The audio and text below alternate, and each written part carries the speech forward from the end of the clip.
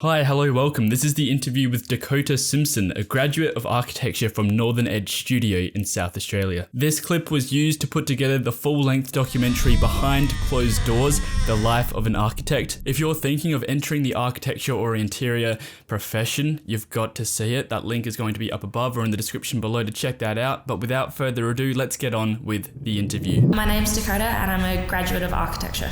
Awesome. And how long have you been practicing architecture for? I've been here for 2 months, but I graduated last year. Okay, awesome. So, why architecture? Why did you want to be an architect? I actually got into the degree by accident. It was kind of just meant to be a bridging course between deciding what I wanted to do outside of university, and then I just fell in love with the degree and kept going with it and don't have a single regret about it now. That's awesome. Outside of the office, do you have any hobbies or what do you like to spend your time on when you're not practicing architecture? Well, originally I was going to be a mechanic, so I spend my time working on cars and building things like that. Yeah. So that's generally what I do. Bit of sport as well, try to keep active where I can. Do you have a car yourself? Yes, I do. What do you drive? My weekender is a 1934 Bedford Ute. On a scale of 1 to 10, how well did you think that your degree kind of prepared you for the things you're doing today? I mean, the degree helped a bit, but it's not necessarily everything that you do, so maybe about a 6. Why is that?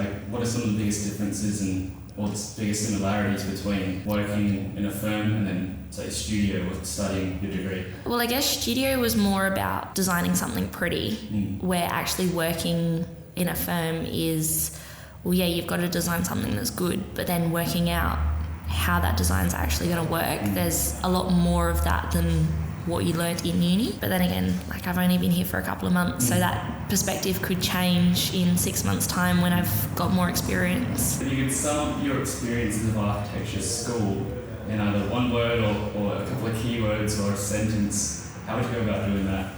Well, I guess it was a good experience. It's different, not something that you generally do in other degrees. A lot more relaxed, I guess, than a lot of other degrees. You've got a lot more freedom of choice of what you want to actually do.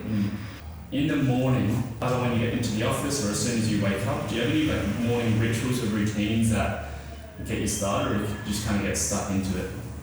I kind of just get stuck into it. I make a coffee before I come, but other than that, it's just get stuck into it, sort of settle yourself in for the day. And then during the day, what do you find yourself working on the most when you're in the office? Generally documentation, working out buildings that have already been designed and documenting them to get ready to be sent off. What do you enjoy most about the things you do? It's always different. Each project's got a new challenge that you've got to work out. No two projects are the same, so trying to work out how different buildings are going to be structural is definitely interesting. On a scale of 1 to 10, 10 being architecture is the dream job, 1's it's a living hell, how have you found it so far? How much have you enjoyed practicing architecture? About a 9. Yeah, that's good. Yeah. Why is that? I guess it's not something that I was expecting to do. It's interesting, there's always something new. I enjoy coming into the office every morning. It just keeps me interested in it. I wouldn't do something if I didn't love it. What are some of the challenges you face as a graduate of architecture?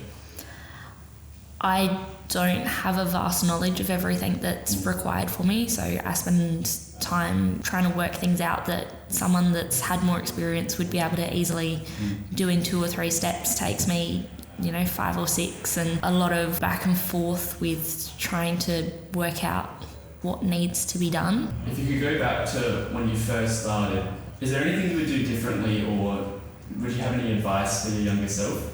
Don't sweat the small stuff. First year it was, trying to make everything perfect, and that where there's a lot more behind just a good design. So instead of just trying to make that one aspect of the building perfect, get a better understanding of the whole building and what it needs to do and things like that. How bloody cool was that? If you haven't checked out the full-length film Behind Closed Doors, The Life of an Architect, you've got to set some time aside for that, because it's pretty incredible what some of these guys have to share with you, some information and resources that will be really helpful if you're thinking about studying architecture or you just want to get an insight into the profession.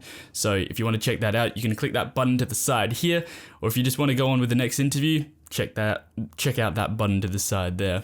Catch you there.